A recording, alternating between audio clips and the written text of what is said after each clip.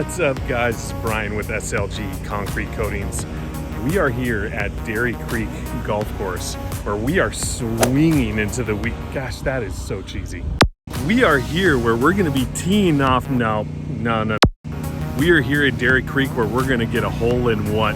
Gosh, that is way worse than the other two. We are here at the beautiful Dairy Creek Golf Course where we're working on a 2,500 square foot Top Golf common area where we're actually going to be using two custom color blends that our clients specifically requested, which is going to look amazing.